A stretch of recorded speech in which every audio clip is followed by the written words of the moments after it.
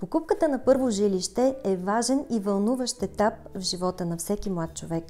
Това е значима стъпка към самостоятелност и финансова стабилност, но също така изисква внимание към детайлите и добре обмислени решения. Здравейте! Вие сте с дамите в бизнеса и недвижимите имоти. Аз съм Спаска Шарланджиева и съм съосновател и управител на агенция за недвижими имоти.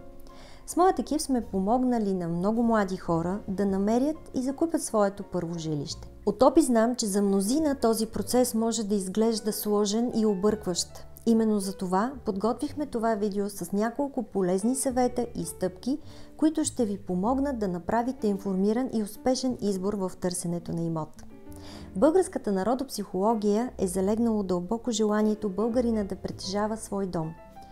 Предпочита да живее в собствено жилище, пред жилище под наем. Въпреки това обаче, голяма част от младите хора отлагат покупката на първи самостоятелен дом, чакайки по-стабилни доходи.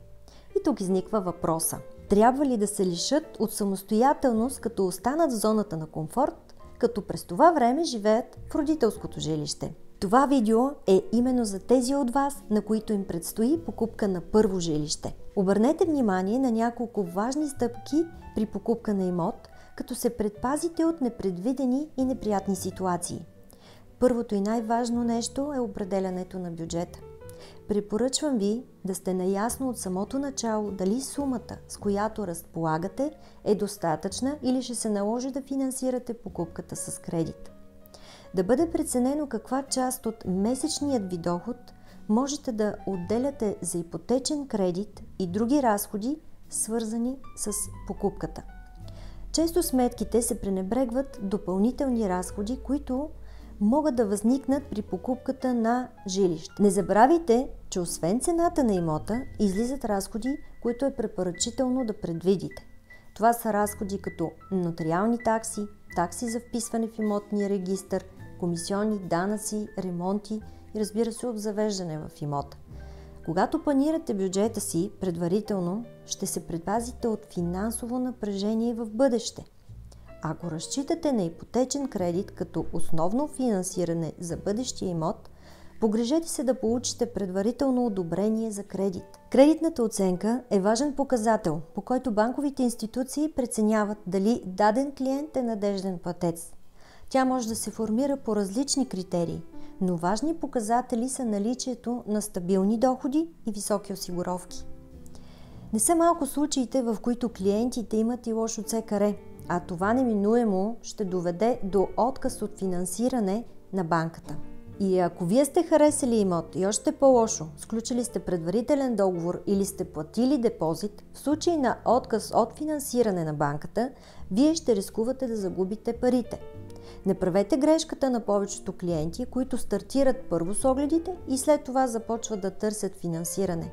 Това е абсолютна загуба на време, тъй като ако харесате имот за цена, която не можете да си позволите, ще си останете само с огледите и желанието да придобиете имота. Много млади хора се притесняват дали ще могат да погасят своите кредитни задължения. В тези случаи банките предлагат различни гъвкави опции, с които да не натоварвате излишно бюджета си. Такава опция е, например, вземането на кредит за по-дълъг период на изплащане, но с по-малки вноски. При всички случаи, предварителната кредитна оценка ще ви даде ясна представа какъв кредит можете да изтеглите и ще ви помогне да се фокусирате върху имоти, които отговарят на вашите финансови възможности. Освен това, когато имате одобрение, процесът на покупка може да се осъществи по-бързо, когато намерите подходящо жилище за вас.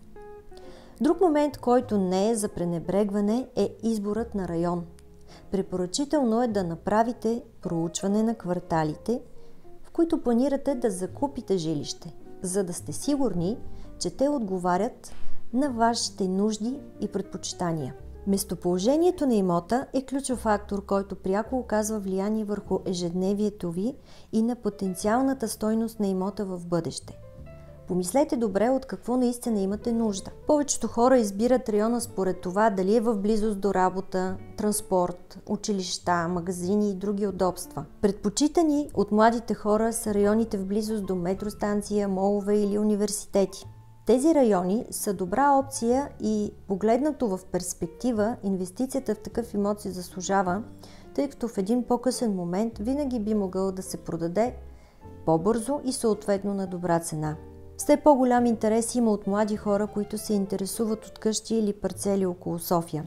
Това е също една предпочитана инвестиция, но за нея ще запиша отделно видео, на което ще обърна по-подробно внимание. Реалното състояние на имота е от съществено значение. За да си спестите непредвидени разходи, е добре преди да се впуснете в покупка на имот, внимателно да проучите състоянието на имота. Не се вглеждайте само в интериора на жилището. На пазара има много имоти, които изглеждат отлично. Те са след освежителен ремонт, но някои от тях крият проблеми, които след покупка на подобен имот ще излязат скъпо на бъдещия собственик. Препоръчително е да се консултирате с специалист, особено ако има нещо, което ви притеснява в имота, за да извърши професионална оценка. Да се установи дали има скрити проблеми. Това е особено препоръчително при наличието на течове, пукнатини, стари канализационни и ел-инсталации. Направените преустройства, усвоените тераси, приобщени покривни общи части, усвоени към имотите и други. Всичко това е важно да бъде изяснено предварително. И още нещо важно – дали обявената квадратура е действителната площ по нотариален акт. Ако вие планирате да правите преустройство след като купите имота, уверете се предварително дали това е възможно да бъде реализирано конструктивно и съобразно законовите норми.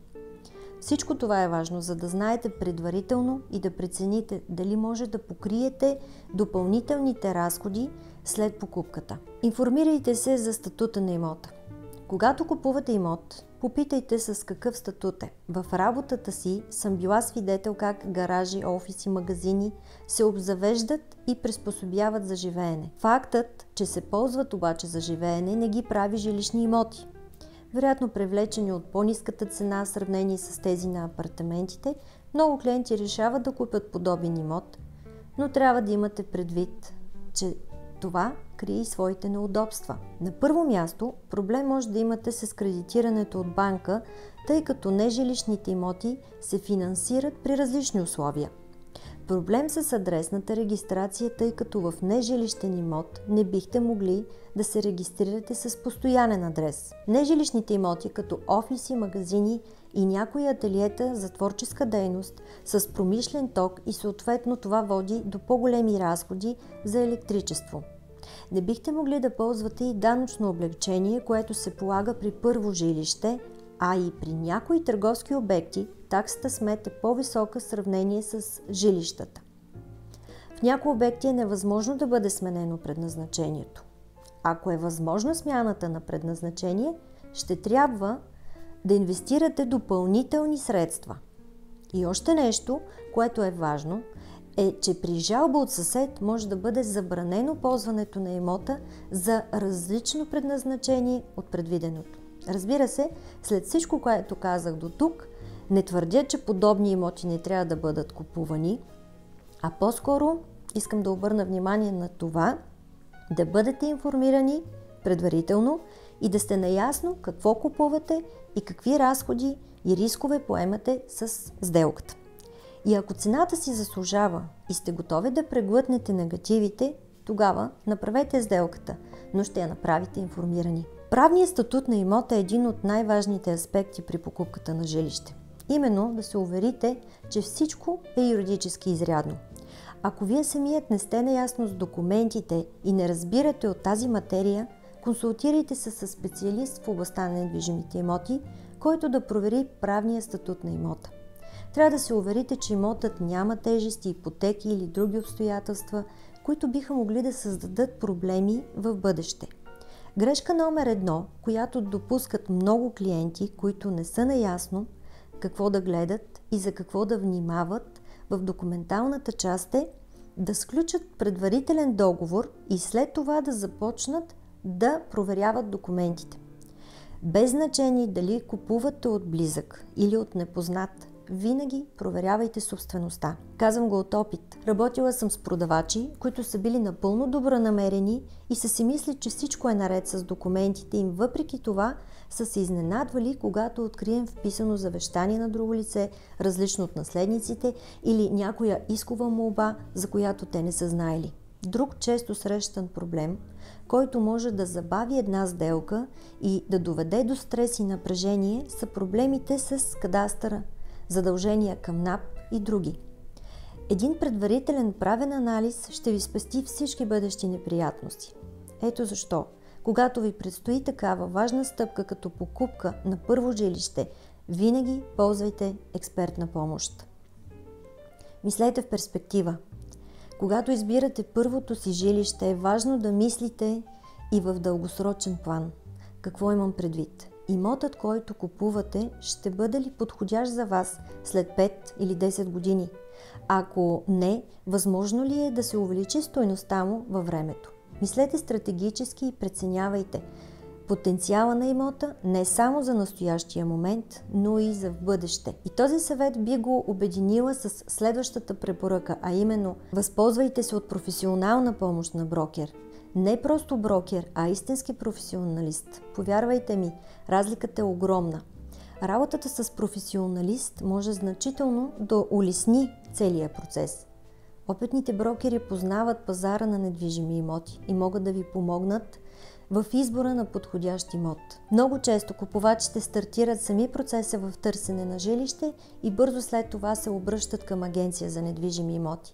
Довереният брокер ще съдейства и преговаря от ваше име за по-добра цена и ще ви помогне да избегнете често срещани грешки. В заключение на всичко казано, до момента ще добавя, че покупката на първо жилище е голяма и важна инвестиция, която изисква сериозно обмислене и планиране. Следвайки тези стъпки, вие ще бъдете по-добре подготвени да вземете решение, което ще ви донесе по-малко стрес и дългосрочна удовлетвореност. Ако този епизод е бил полезен за вас или ако имате въпрос, който ви вълнува и бихте искали да направим видео по темата, моля споделете отзив в коментар под видеото. Благодаря ви!